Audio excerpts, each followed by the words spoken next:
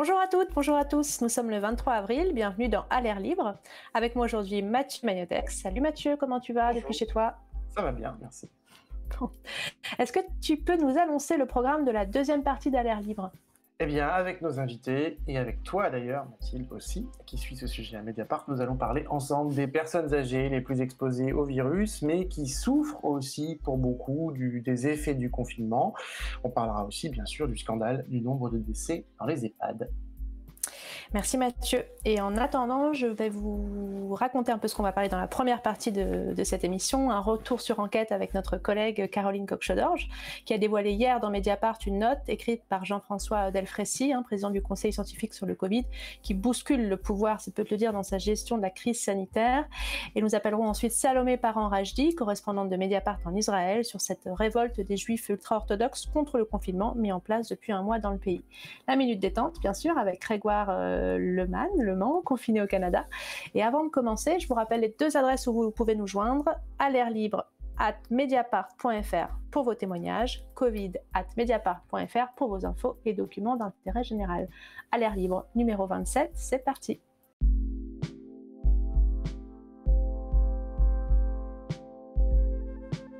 Caroline, bonjour. Bonjour Mathilde, bonjour à tous. Tu suis les questions de santé pour Mediapart, il y a fort à faire. Est-ce que tu peux déjà me parler de cette note publiée sur Mediapart dans le journal, et qui l'écrit et qu'est-ce qu'elle révèle? Donc oui, c'est une note que nous sommes procurés qui s'appelle Une urgence sociétale, l'inclusion et la participation de la société à la réponse au Covid-19. Alors, elle est écrite, cette note, par Jean-François Delfraissy, qui est le président du conseil scientifique qui a été installé auprès du gouvernement pour conseiller Emmanuel Macron. Peut-être qu'on peut dire un mot de Jean-François Delfraissy. Donc c'est un immunologiste, c'est difficile à dire, qui a dirigé l'Agence nationale de recherche sur le sida et les hépatites virales. Donc c'est quelqu'un qui a beaucoup travaillé sur la recherche et qui a surtout une culture de travail avec le monde associatif, en particulier sur la recherche et la lutte contre le sida. Et à travers cette note, c'est tout ce réseau-là qui s'exprime et qui donc revendique une place dans le déconfinement. Et c'est d'autant plus légitime que ce monde-là a déjà une vraie expertise dans la pratique de dépistage et aussi dans ce qu'on appelle la réduction des risques. Et Jean-François Delfraissy l'a dit devant l'Assemblée nationale, au cours de ce déconfinement, on va prendre des risques qu'il va falloir gérer et réduire. Et ça, tout ce monde associatif a cette expertise-là pour réduire le risque de voir l'épidémie reprendre dans la société. Du coup, si je comprends bien, d'après ce que tu racontes, on choisit un personnage quand même à la tête de ce conseil scientifique qui a cette expertise associative, en fait, qui a cette culture-là. Et pourtant, qu'est-ce que le gouvernement fait de cette note qu'il envoie à Emmanuel Macron le lendemain, si j'ai bien compris, de l'annonce d'un déconfinement à partir du 11 mai? Eh bien, il n'en a rien fait. Selon mes informations, il a fait savoir qu'il n'était pas intéressé pour l'instant, l'installation de cette espèce de conseil issu de la société civile. C'est vrai que pour l'instant, ils ont ouvert la discussion seulement aux élus locaux. Bon, à l'heure actuelle, tout ce monde-là n'est pas sollicité et d'ailleurs très frustré par ça. Et je tiens à dire aussi que cette note a été coécrite, je vais le préciser, par le président du Conseil économique et social et environnemental où siègent les syndicats, les associations, les partenaires sociaux, etc.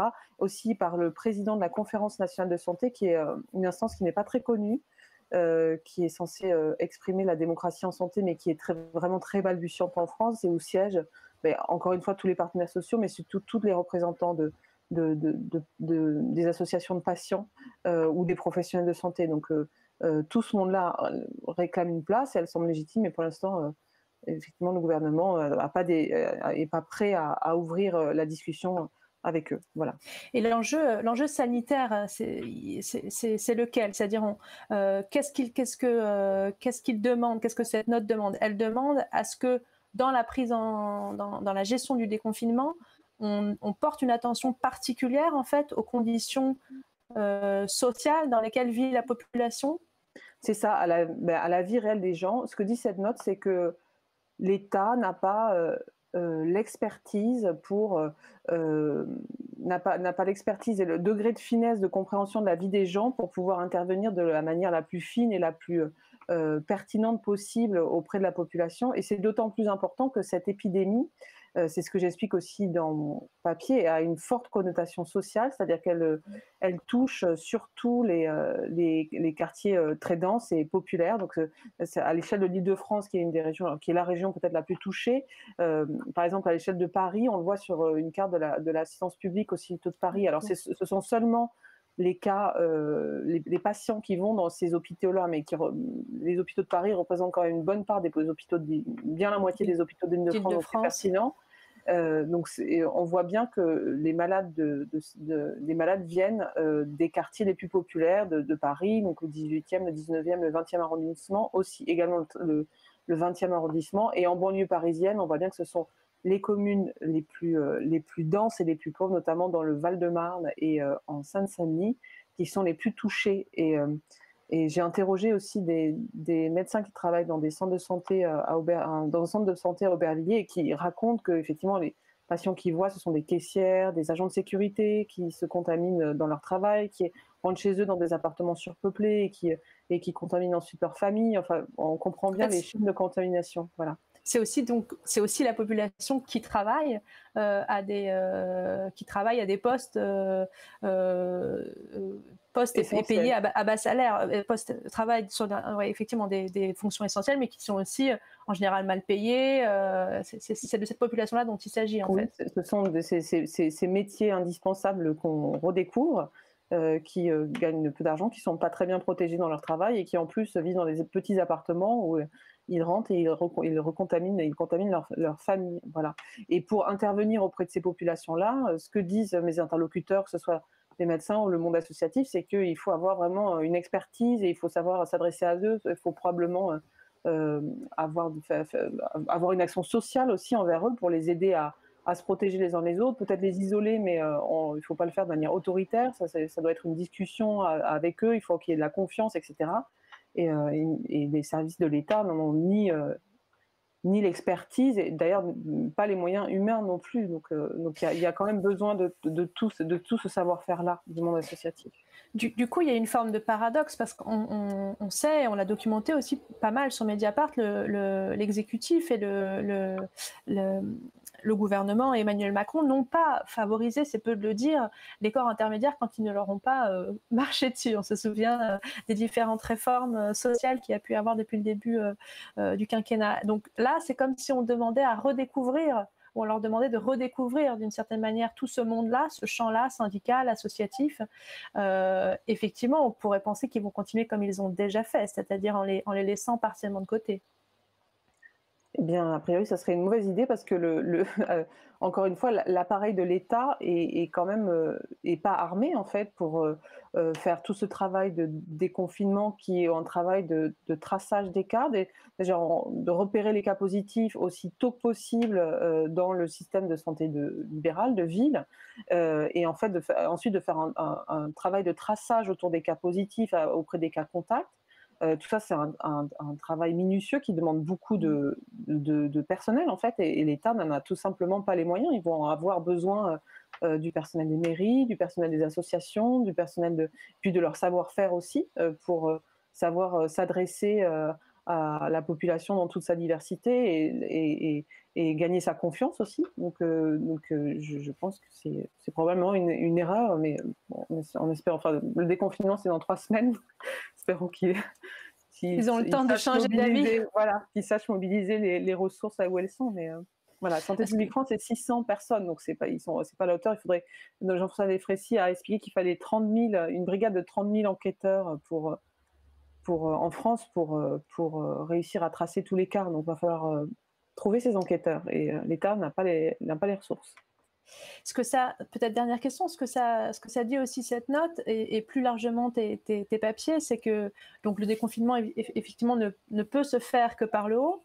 Il doit prendre en compte les acteurs de terrain, ne serait-ce qu'en termes de ressources humaines, mais ça dit aussi qu'on ne peut pas s'appuyer uniquement sur l'expertise scientifique pur et dur, si je dirais. Les acteurs des sciences sociales n'aimeraient pas ça, mais en tout cas, voilà, qu'on ne peut pas faire confiance qu'aux médecins, pour être simple, pour gérer une crise sanitaire de cette ampleur. Oui, et là, il faut probablement, encore une fois, s'appuyer sur l'expérience de la lutte contre le sida qui a réussi, quand elle a réussi à comprendre le mode de vie de la population touchée, qui a réussi à adapter la manière de les approcher, de faire du dépistage, de porter un discours auprès d'eux de manière adaptée. Et si on veut y arriver, il faut y arriver. Sinon, on souhaite à personne, nous ne souhaitons pas un nouveau confinement comme celui-là, donc une nouvelle vague. Si on veut y arriver, il va falloir faire appel à ces compétences-là qui sont réelles. Merci Caroline pour ton éclairage. Je vous invite donc à lire les papiers. Bon courage à toi pour la suite de tes enquêtes et de ton travail. Merci Mathilde. Je t'en prie. Tout de suite, notre appel au correspondant.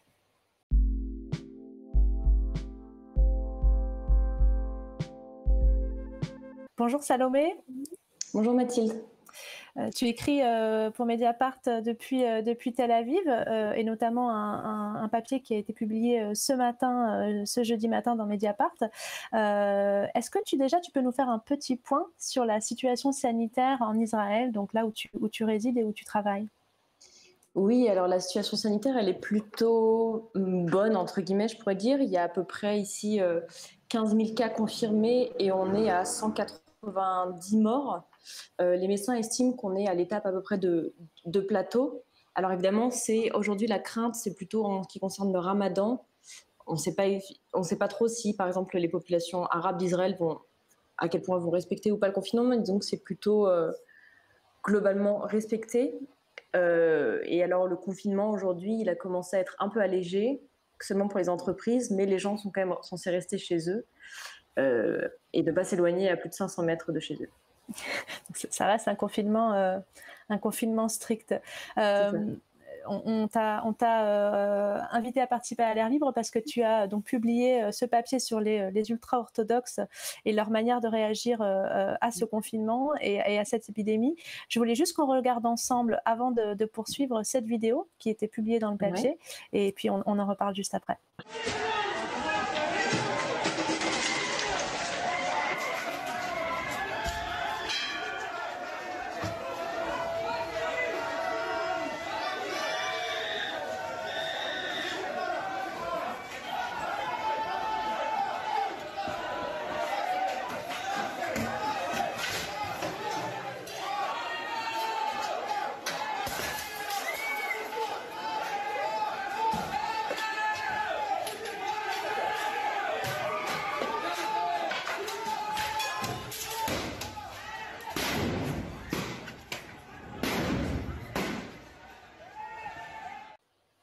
Bon, ces images sont assez folles. Est-ce que tu peux déjà nous expliquer à ceux qui nous regardent ce qu'ils voient?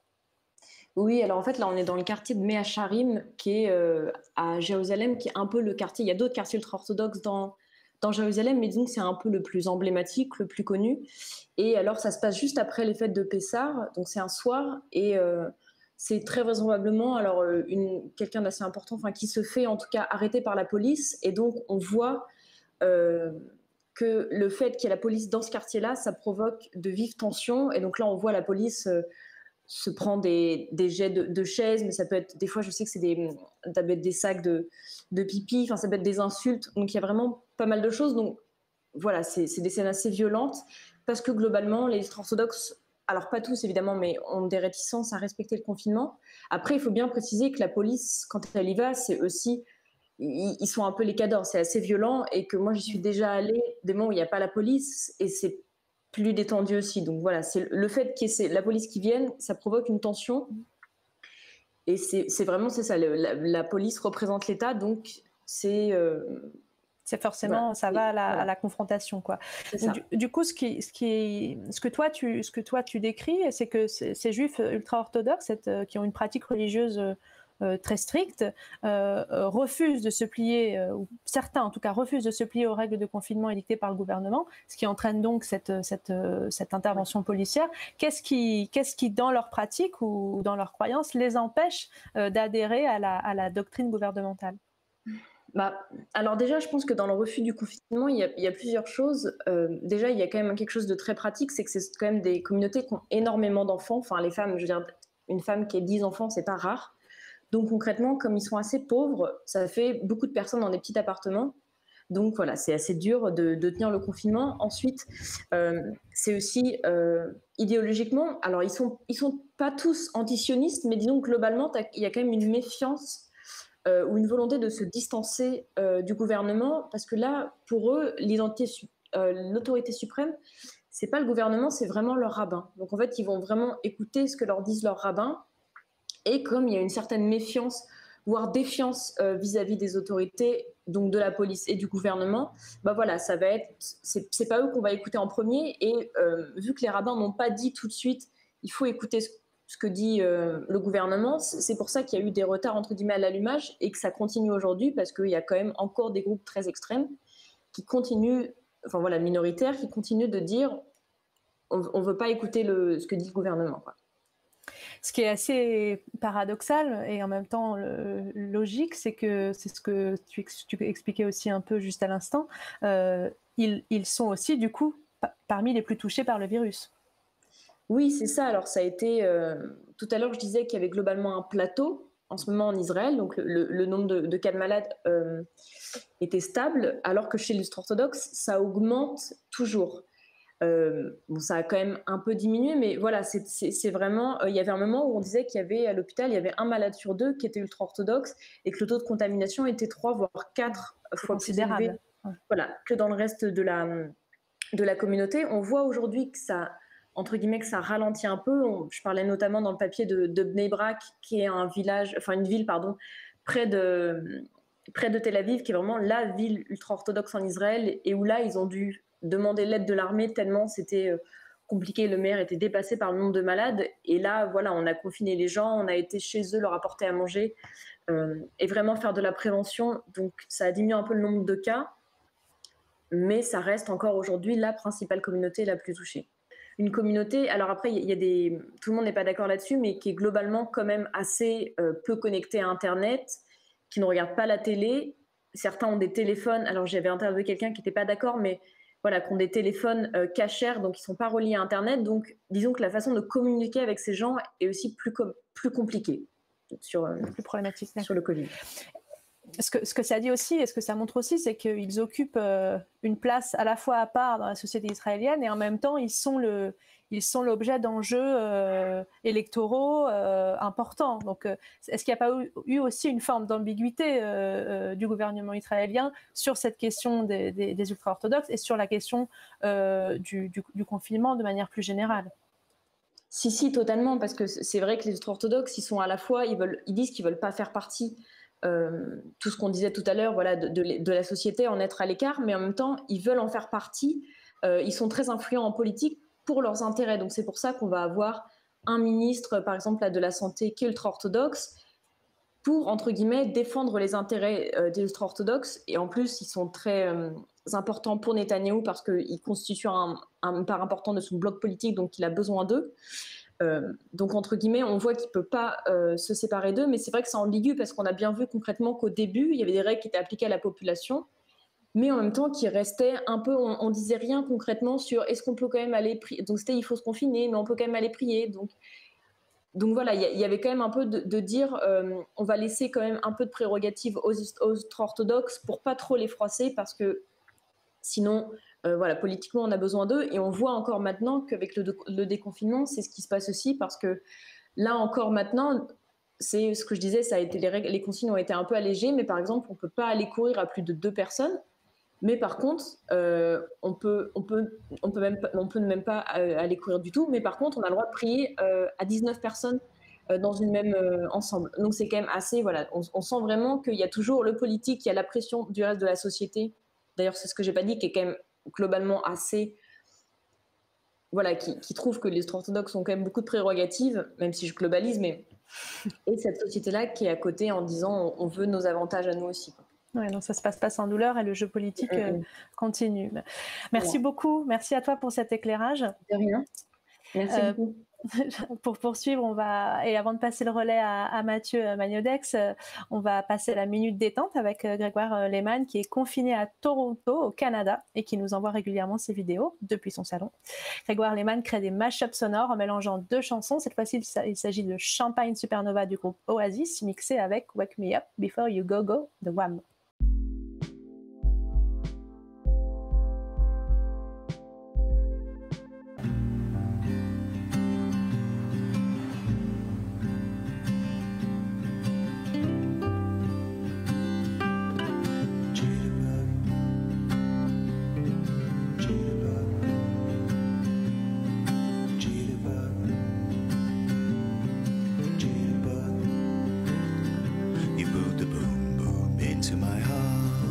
Send my soul sky high when your loving starts. Jitterbug into my brain. It goes a bang, bang, bang till my feet do the same. You take the gray skies out of my way. You make the sun shine brighter than a Doris day. Turn a bright spark into my flame. May my beats per minute never been the same, but something's bugging you, something ain't right. My best friend told me what you did last night. Left me sleeping in my bed. I was dreaming, but I should have been with you instead. Wake me up before you go, go. Don't leave me hanging on like a yo-yo. Wake me up before you go, go. I don't wanna miss it when you hit that high. Wake me up before you go, go. Cause I'm not planning on going solo. Wake me up before you go, go. Take me dancing tonight. I wanna hear that. Yeah.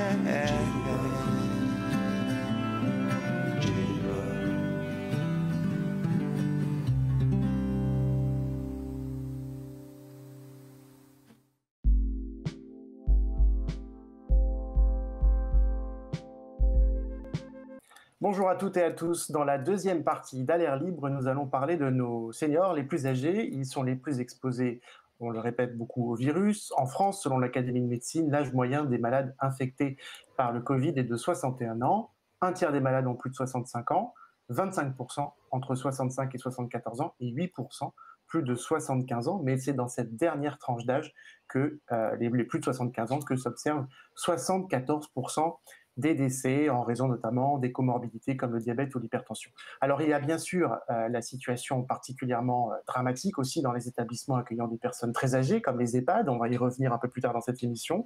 Et puis il y a des millions de personnes âgées qui souffrent aussi du confinement, qui réduit leurs activités et leurs contacts. Et il y en a même, on verra aussi plus tard dans cette émission, qui se rebellent alors qu'a été évoquée à un moment la possibilité de les maintenir en confinement plus longtemps. Bref, beaucoup de questions assez différentes autour des personnes âgées. Mathilde Goannec, tu es restée sur ce plateau avec nous parce que tu suis à Mediapart de très près la question des personnes âgées, notamment le dossier des EHPAD. Et avec toi, nous recevons aujourd'hui Christophe Rival, docteur en gériatrie à l'Assistance publique Hôpitaux de Paris. Bonjour docteur. Bonjour. Je vais commencer par une question très simple et peut-être un peu brutale, un peu simpliste même, mais finalement c'est comme ça que la question se pose pour beaucoup de gens. Qu'est-ce qui est le pire en ce moment pour les personnes âgées? Est-ce que c'est le confinement ou est-ce que c'est le coronavirus? C'est assez difficile à dire, hein, parce que celles qui sont confinées chez elles ne voient pas le coronavirus, elles ne savent pas ce que c'est, donc probablement que c'est le confinement qui est le plus dur. Et pour celles qui sont à l'hôpital ou celles qui ont attrapé le coronavirus, honnêtement, il n'y a pas photo. C'est le coronavirus qui est le méchant. Hein. Et c'est le coronavirus qui va les tuer avec certitude plus que l'isolement. Mathilde? Oui, non, vous faites bien de préciser la dangerosité de ce virus, mais en même temps, c'est vrai qu'on entend depuis un certain nombre de jours, là, notamment sur la question du déconfinement, que l'isolement peut être aussi très difficile. Est-ce que vous pouvez nous éclairer un tout petit peu sur ce fameux syndrome du glissement dont on entend parler, selon lesquels les personnes âgées isolées, confinées, pourraient se laisser glisser au point d'en mourir? Le syndrome de glissement, c'est un syndrome qui est purement franco-français, quoi. Ça n'existe qu'en France. Et c'est un terme qui a été inventé dans les années 1956. Donc, et c'est un syndrome dans lequel les personnes se laissent aller, c'est-à-dire qu'elles ne mangent plus, elles ne boivent plus, elles ne veulent plus prendre leur traitement et, et elles ne veulent plus aucune action, quoi. Elles ont l'idée peut-être, alors il y en a qui l'expriment, il y en a d'autres qui l'expriment pas, mais de se laisser aller et de mourir. Donc voilà, donc c'est quelque chose qu'on constate, hein, qui semble exister, mais qui n'est pas pertinent dans le sens qu'on ne le retrouve pas du tout dans la littérature anglo-saxonne. Et comme tout repose sur la littérature anglo-saxonne, les gériatres français, les jeunes gériatres français en tout cas, considèrent que c'est quelque chose qui n'existe pas et que c'est un mot qu'il faut même supprimer du vocabulaire. Récemment, le Haut Conseil de l'âge a dit que c'était un terme, supprimons le terme syndrome de glissement. Donc c'est pour vous dire que la question est complexe. Mais donc ça veut dire que vous n'y croyez pas, c'est-à-dire que vous ne pensez pas que dans un EHPAD ou dans un domicile, une personne pourrait un peu lâcher quand même la rampe parce qu'elle est seule depuis des semaines à cause du virus. Oui, enfin non, je pense que ça peut arriver. Et nous, c'est vrai qu'on observe des personnes, des fois, pour lesquelles il n'y a aucune explication médicale ou clinique, quoi. On ne retrouve pas une maladie infectieuse, on ne retrouve pas un cancer, on ne retrouve pas une pathologie quelconque qui explique qu'elle se laisse aller et qu'elle se laisse mourir. Et c'est vrai que l'isolement est probablement un facteur favorisant et un facteur de risque. Et très souvent, dans les syndromes de glissement, même si on n'a pas de preuve de l'existence, même si on ne sait pas très bien le mécanisme, ce qu'on donne le plus souvent comme traitement, enfin presque systématiquement, c'est un traitement antidépresseur, quoi. On traite ça comme une dépression sévère en réalité. Et c'est vrai que l'isolement, les personnes qui restent chez elles, qui n'ont plus aucun contact, ont ce risque-là de se laisser aller, de ne plus manger, de ne plus boire et peut-être de se laisser mourir. Mais la réalité de ce risque, elle est vraiment très difficile à mesurer et à anticiper. Quoi dire que toutes les personnes âgées qui sont isolées, qui sont enfermées dans leur maison de retraite, vont mourir d'un syndrome de glissement, pour moi, c'est vraiment quelque chose de très exagéré. Par contre, moi, je travaille à l'hôpital en soins de longue durée. Honnêtement, le coronavirus, il a touché énormément de gens, plus de 50% des personnes âgées. Et le taux de décès est très élevé, quoi. C'est de l'ordre de 30% de décès. Donc là, on est sûr que si elles attrapent le coronavirus, elles vont mourir. Je ne suis pas sûr que si ce soit l'isolement seul, ça les fasse mourir à 30%, quoi. Du coup, voilà, est-ce que vous étiez finalement, si j'ai bien compris, assez peu favorable à un desserrement de l'étau pour les personnes dites vulnérables, dont les personnes âgées? Pensez-vous qu'on aurait dû continuer à les déconfiner plus tard que les autres? Non, enfin, je comprends après qu'elles n'aient pas envie d'être confinées. Après, on a mis en place des fois des mesures. Il y a certaines personnes âgées, elles ont au téléphone plusieurs fois par jour leur famille, ou il y a certaines qui arrivent à utiliser les systèmes de vidéoconférence, etc. Donc, ils peuvent voir leur famille.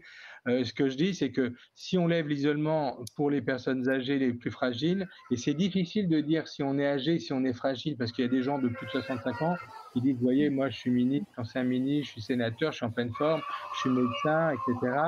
Et j'ai pas de risque. Et en réalité, même si on dit que c'est pas l'âge le risque, on voit que la mortalité, vous l'avez dit tout à l'heure, c'est 74% de gens de plus de 75 ans.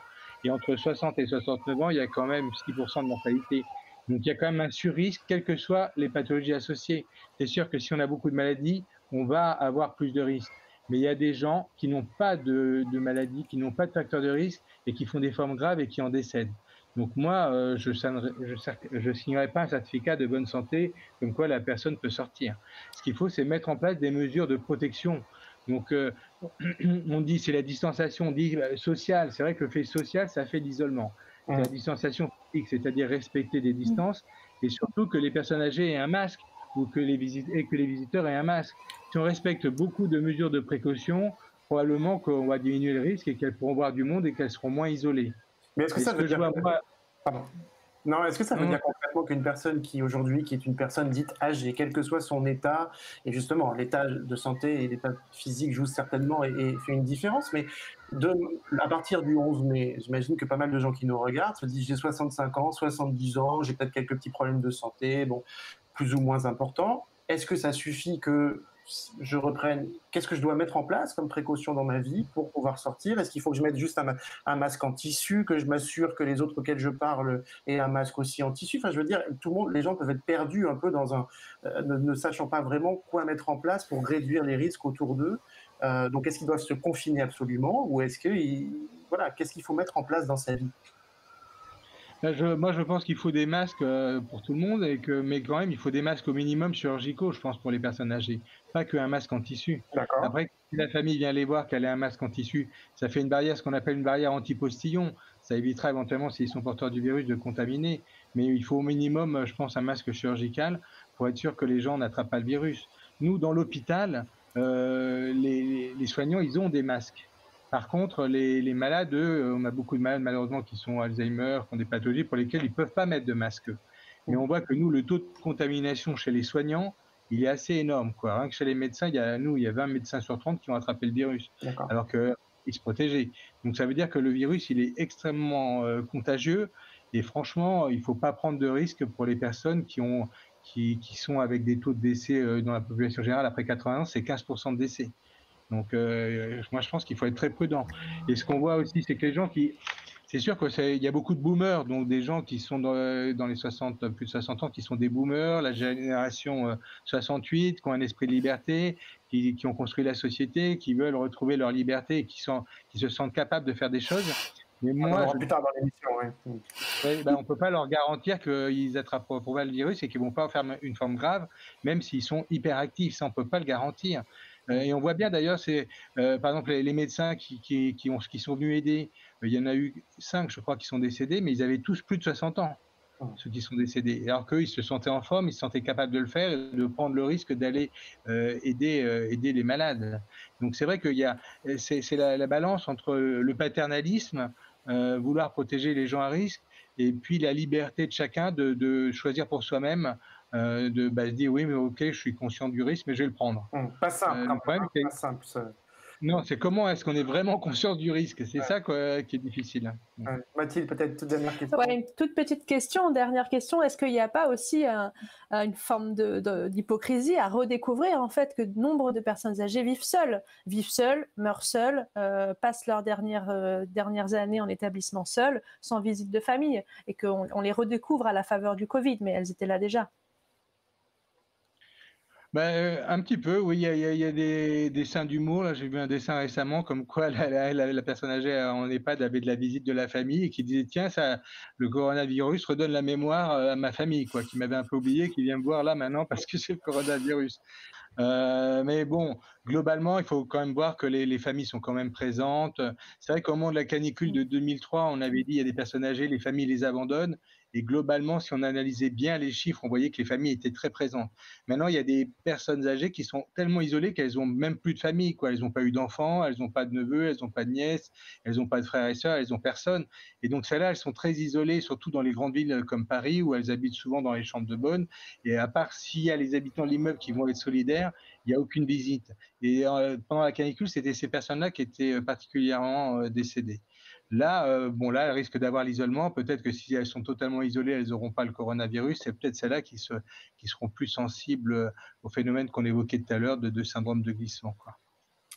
Merci beaucoup, Dr Trival et Mathilde. Tu restes avec nous pour le plateau suivant.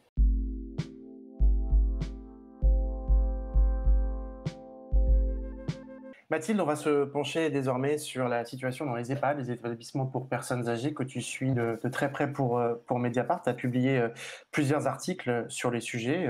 On les voit se dérouler à l'écran. Selon la Direction générale de la santé, le bilan de hier, 13 236 personnes sont décédées très exactement à l'hôpital depuis le 1er mars. Et il faut rajouter à ce calcul 8104 personnes dans les EHPAD et les établissements médico-sociaux. Ce dernier chiffre, donc près d'un tiers, pas tout à fait, mais près d'un tiers des morts dans les établissements pour personnes âgées est très important. Pourtant, c'est comme si un peu collectivement, il était banalisé dans notre société. Qu'est-ce qui se passe exactement dans ces établissements, Mathilde ? Un drame sans précédent en fait que nombre de familles expérimentent intimement. On en a parlé dans les papiers, on en parlera dans cette émission, et c'est pas juste parce que les maisons de retraite sont par nature des lieux de vie collectifs abritant une population particulièrement vulnérable au virus. Il faut un peu se rendre compte, il a quand même fallu attendre plusieurs semaines pour que le simple fait de compter les décès devienne un sujet.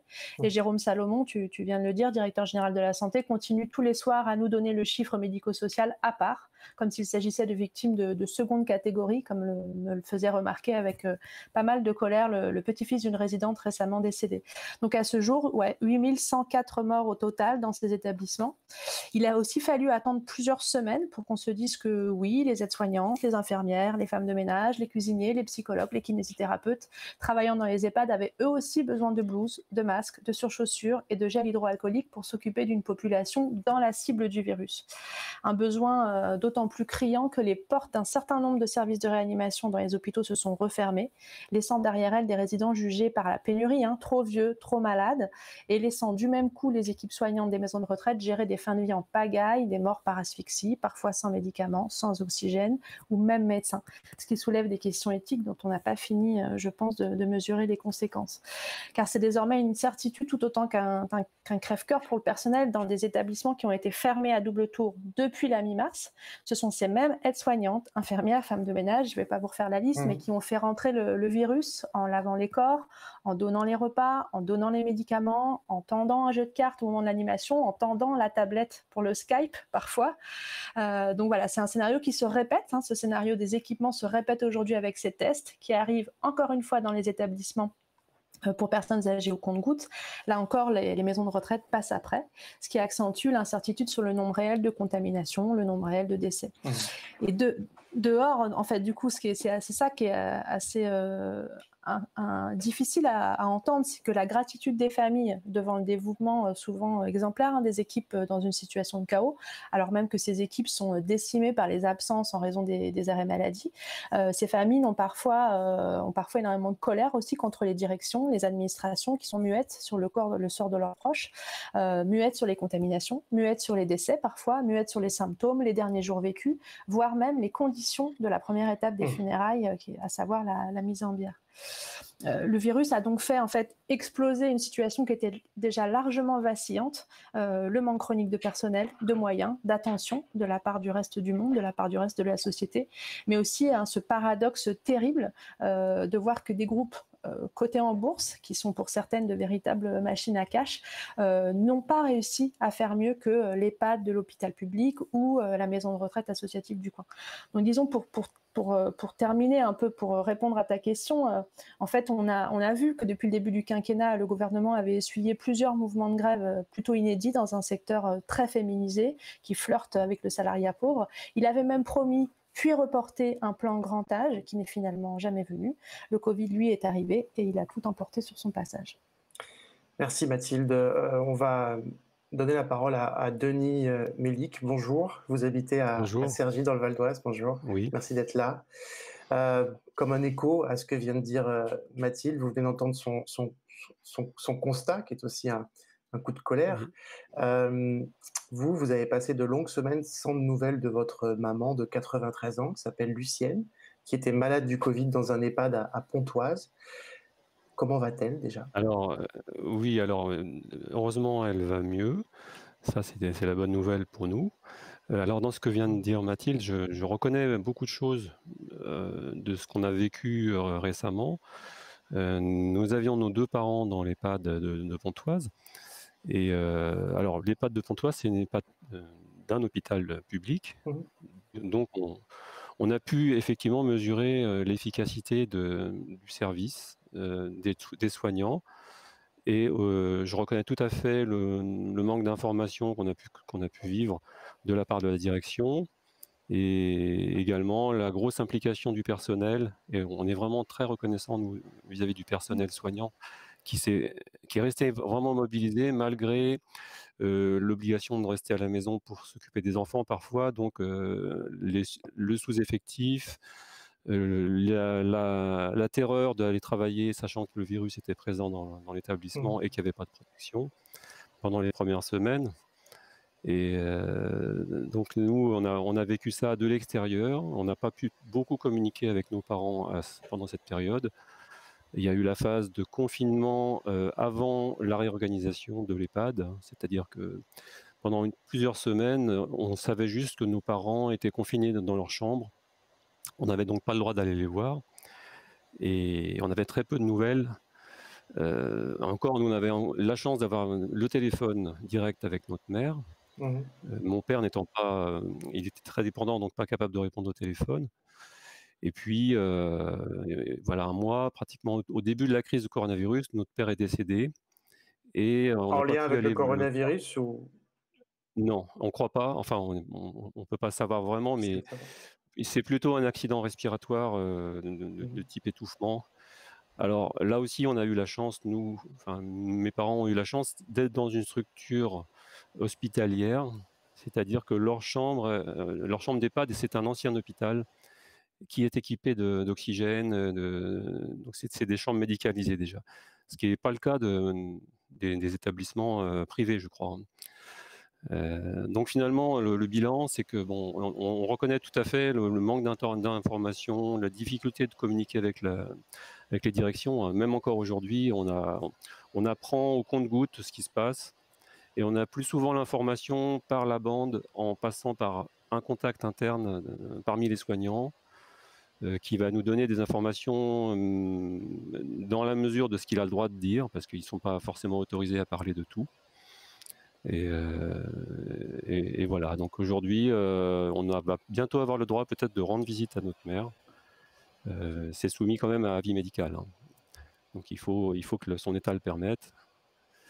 Et bon, on est très heureux qu'elle se soit tirée quand même du coronavirus. Nous aussi, on a ça. Elle est quand même très âgée. Alors on ne sait pas combien de personnes ont été vraiment soignées dans le service. On ne sait pas combien il y a eu de décès. On a très très peu d'informations sur ce qui se passe vraiment dans l'établissement. Mathilde ? Non, bah c'est la traduction malheureusement. Alors heureusement pour votre maman, mais concrète hein, de ce qu'on a documenté dans le journal. Vous disiez en fait, il y a pas de, enfin, heureusement c'est un établissement médicalisé avec des prises par exemple pour les bouteilles d'oxygène. Est-ce que vous avez des informations sur la manière dont se passe le soin? Est-ce qu'il y a une unité Covid qui a été décidée à l'intérieur de l'EHPAD? Est-ce que les uns et les autres ont été isolés dans leur isolement général? Oui, récemment, il y a 2 semaines, la décision a été prise. Je pense que c'est suite aussi aux décisions du ministère, hein. Il y a eu des directives de passer et on a senti qu'il y avait une mobilisation soudaine avec des équipes renforcées qui sont arrivées. Et donc, dans un premier temps, il y a eu 35 personnes malades qui ont été sorties de l'EHPAD pour être transférées dans un service de l'hôpital qui est juste à côté, dans la même enceinte. Donc ça a libéré de la place, tout un étage en fait, qui a été désinfecté et réorganisé pour accueillir un service dédié aux malades du coronavirus, donc au sein de l'EHPAD cette fois-ci. Donc là, la situation aujourd'hui, c'est celle-là. Il y a un étage qui est réservé pour ça. Et les personnes qui reviennent de l'hôpital, comme ma mère, qui ont passé 2 semaines dans un service aménagé à l'hôpital cette fois-ci, c'est pour ça qu'on estime quand même qu'on est relativement chanceux au niveau de la prise en charge, parce que je crois que c'est pas partout pareil, hein. Là, on a l'impression quand même, nous, qu'on a eu la chance d'être dans une structure hospitalière avec du personnel qui a été mobilisé pour ça. Et finalement, notre mère, elle s'en est sortie peut-être aussi grâce à ça, quoi. Et le dévouement aussi des personnels. Et le dévouement. Est-ce que vous avez un message, peut-être toute dernière question, parce qu'on arrive à la fin de ce plateau, mais est-ce que vous avez un message ou un commentaire sur ce mois qui a dû être extrêmement dur, mais quels enseignements, quelles leçons vous en tirez? Pour moi, rétrospectivement, je pense que c'est un peu un bilan général, c'est le manque de réactivité de nos politiques, hein. Il aurait suffi de prendre la décision 3 semaines plus tôt, parce qu'on savait très bien ce qui allait se passer, hein. Il y avait déjà des traces de coronavirus dans l'établissement très, très tôt. Donc, le problème, c'était de prendre la décision rapidement, quoi. Ce qui est vrai aussi au niveau de l'État en général, quoi. Donc oui, le message, c'est que on est frustré de vous constater que, faute de décision, il y a eu une catastrophe. Et puis, deuxième message quand même, on remercie vraiment chaleureusement les soignants et leur implication, parce que c'est vraiment grâce à eux que le système tient. Et ça, franchement, on les remerciera jamais assez pour le travail qu'ils ont fait. Merci beaucoup, Denis.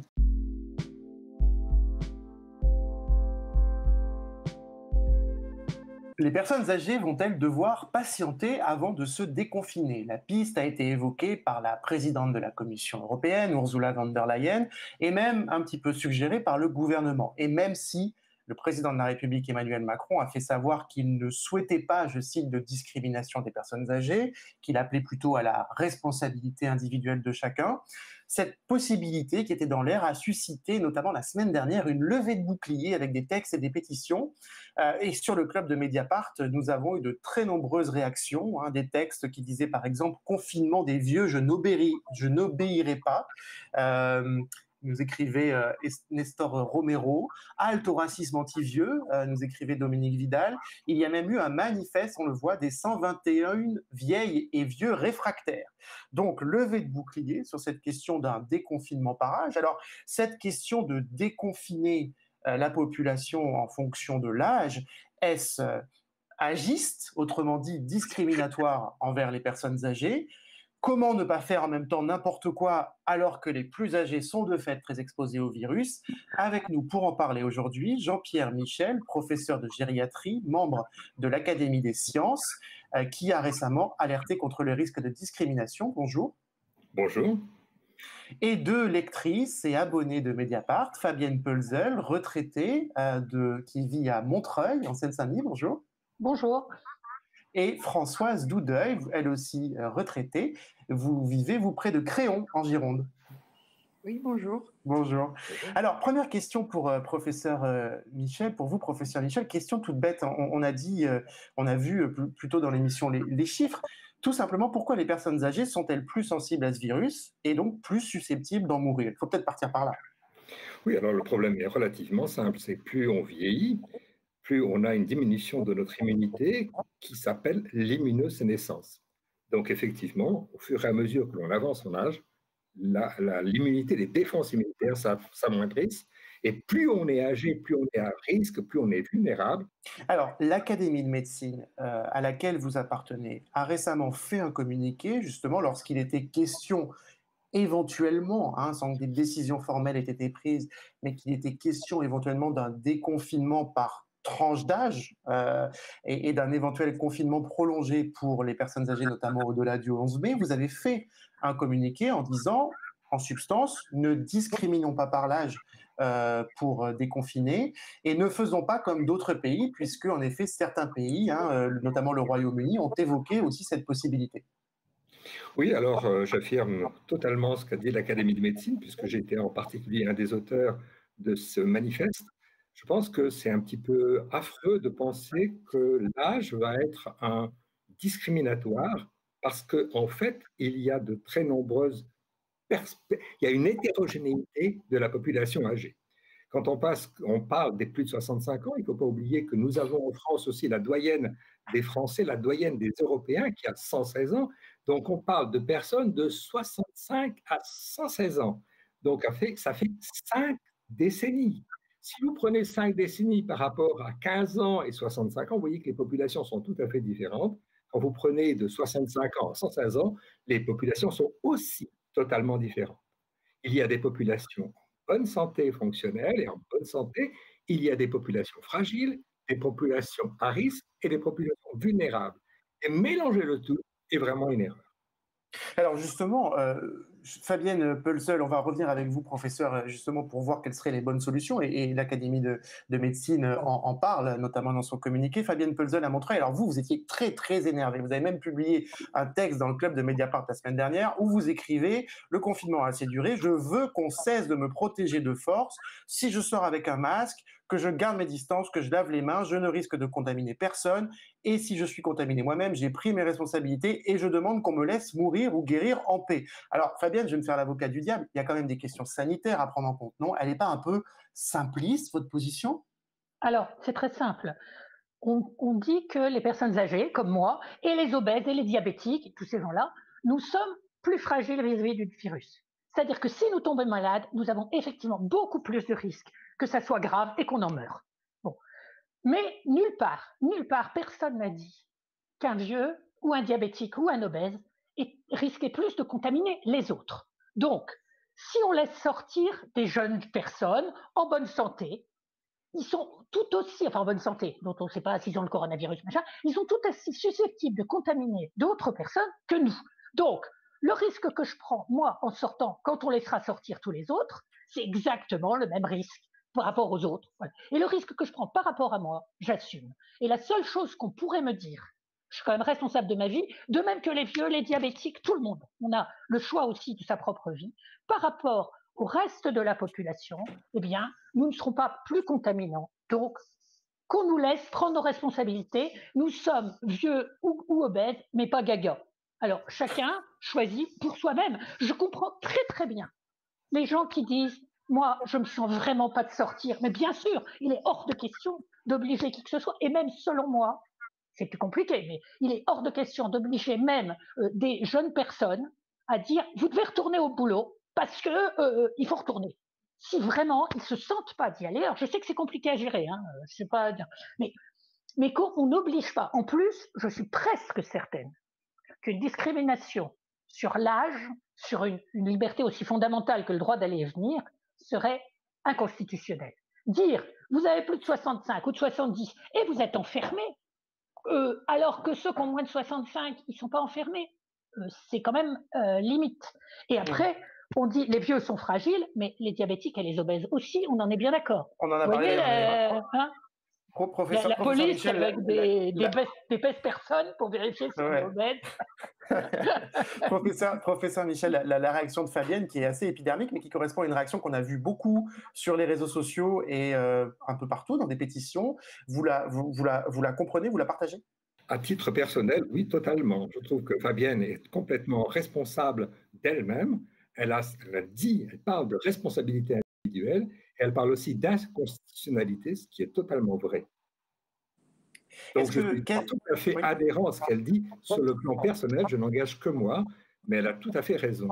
Alors sur le plan médical, c'est quoi la solution que vous proposez collectivement et pour déconfiner intelligemment des personnes âgées dont on sait en effet que leur risque d'être malade et gravement malade est beaucoup plus important? Quelle est la bonne solution? Alors ça, sur le plan pratique, quelle est la bonne solution? C'est vraiment, je pense, d'avoir justement cette responsabilité individuelle. Je pense aussi, et ce que j'ai dit tout à l'heure, c'est qu'il y a différentes classes de personnes âgées.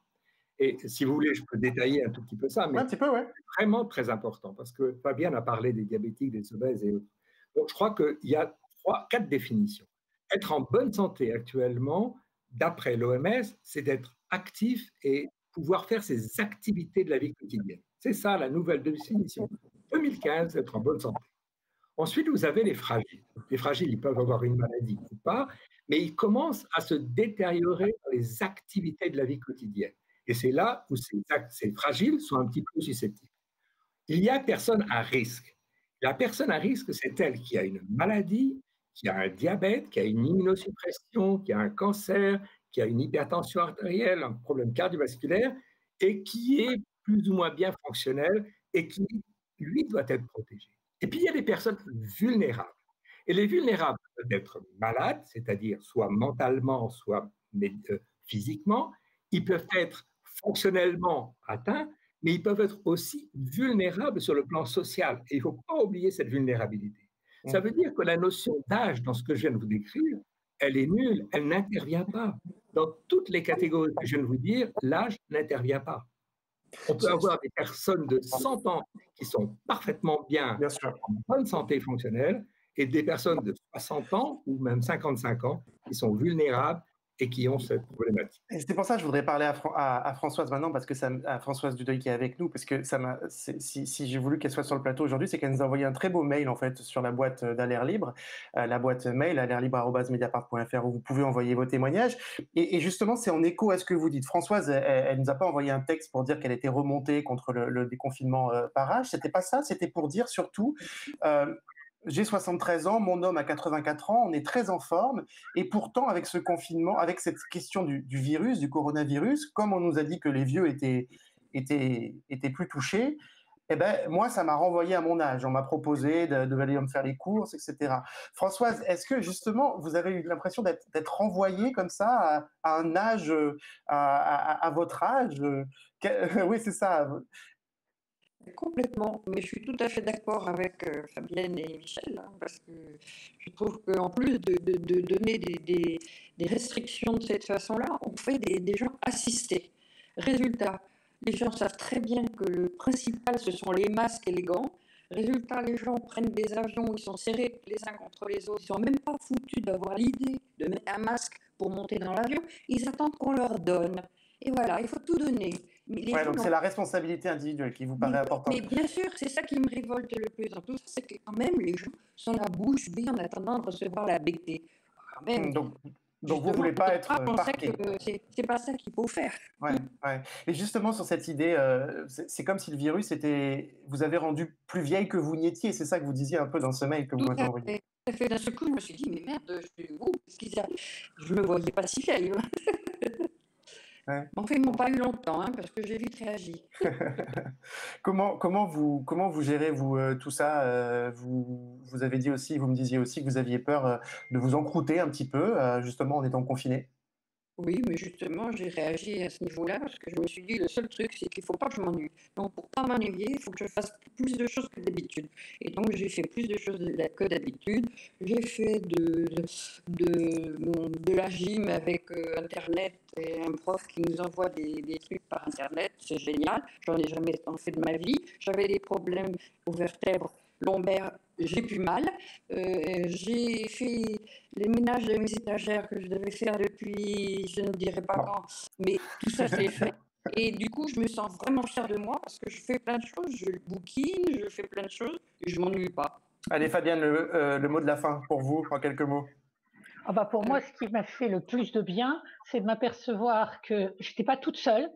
Quand je commençais à voir d'autres gens qui réagissaient, parce que je vous assure que j'allais mal. Hein. J'allais mal parce que j'étais au bout. Et je sais que plein d'autres gens le sont. Donc on a été plein à réagir. Et on s'est battu. Et quoi que vous disiez, le lundi, Macron, il a dit « les plus fragiles resteront confinés ». Le mercredi, le président du comité de scientifiques a dit devant le Sénat « 18 millions de personnes, au moins jusqu'à Noël ». Et il y a eu toutes ces pétitions, tous ces gens qui ont protesté. Et le vendredi, Macron a dit il n'est pas question d'imposer un confinement aux vieux. Il y aura des recommandations, ce qui me paraît normal, hein, qu'on prévienne les gens qui prennent plus de risques. Mais en fait, on a mené un combat et on a gagné. Et ben pour moi, ça m'a rendu à la vie. Ça m'a rendu à la vie, c'est génial. Et du coup, j'avais fait de la politique, j'en fais plus, mais je suis prête à recommencer parce que franchement, c'est trop bien de se battre. Pour ce qu'on a besoin pour nous, mais quand on sait qu'il y en a d'autres, c'est pas pour moi toute seule. C'est exactement comme pour moi les débuts du combat féministe quand j'avais 20 ans. Ça me rajeunit, mais je m'en fous. On va terminer sur ces mots du coup, optimistes et joyeux. Merci beaucoup à tous les trois. On reparlera bien sûr de tout ça très vite, mais merci infiniment d'avoir été là. On va maintenant regarder la performance des artistes Aurélie Tisblatt et Pedro Lombardi. Eux aussi, ils sont confinés chez eux et ils ont écrit une chanson sur laquelle ils ont invité leurs amis à danser, leurs amis du monde entier. Ça s'appelle tout simplement Danse. On regarde.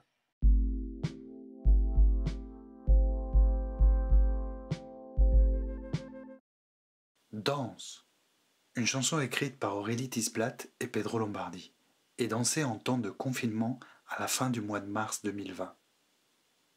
Soyez les bienvenus pour entrer dans la danse.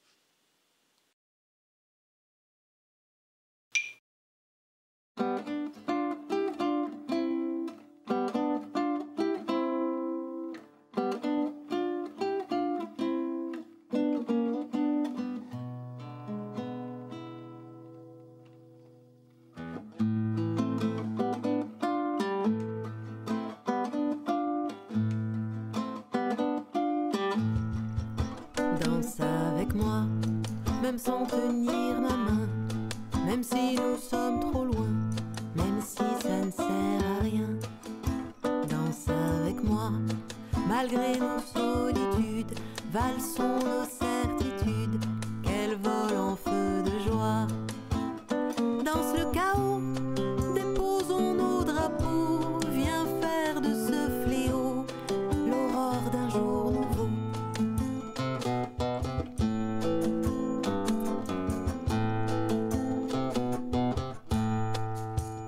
Danse pour toi, pour tes fils et tes sœurs, danse jusqu'à la douleur, entends battre ton cœur.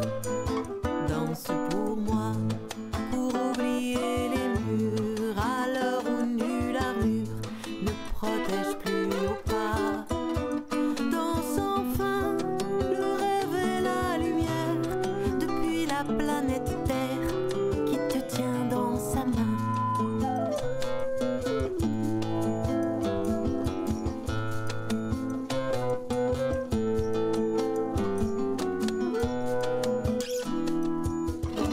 Danse pour un rien, danse tout seul dans ton coin, danse même avec ton chien, danse juste pour être bien. Danse et sois fort pour faire des anticorps, pour conjurer le sort, pour honorer nos morts. Chaque seconde élargit notre ronde, appuie-toi sur les ondes, tu fais partie du monde. Chaque seconde élargit notre ronde, appuie-toi sur les ondes, tu fais partie du monde. Chaque seconde élargit notre ronde, appuie-toi sur les ondes, tu fais partie du monde.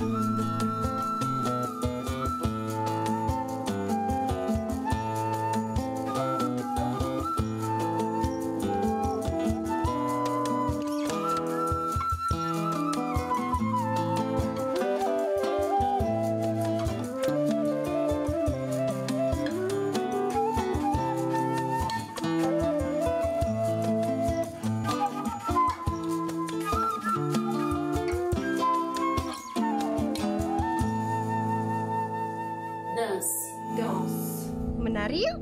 Baila. Masuk.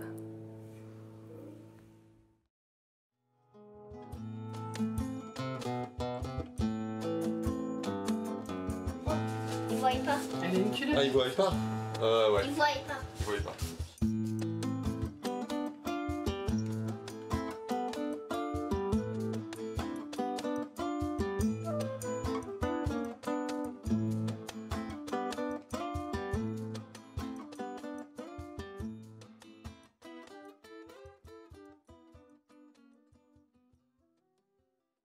Merci Mathieu pour cette émission. Merci à toi. À l'air libre, c'est fini pour aujourd'hui, mais vous pouvez nous joindre à toute heure du jour et de la nuit pour nous raconter votre quotidien sous coronavirus sur l'adresse alairlibre@mediapart.fr. Abonnez-vous à Mediapart, bien sûr, et à demain, même heure.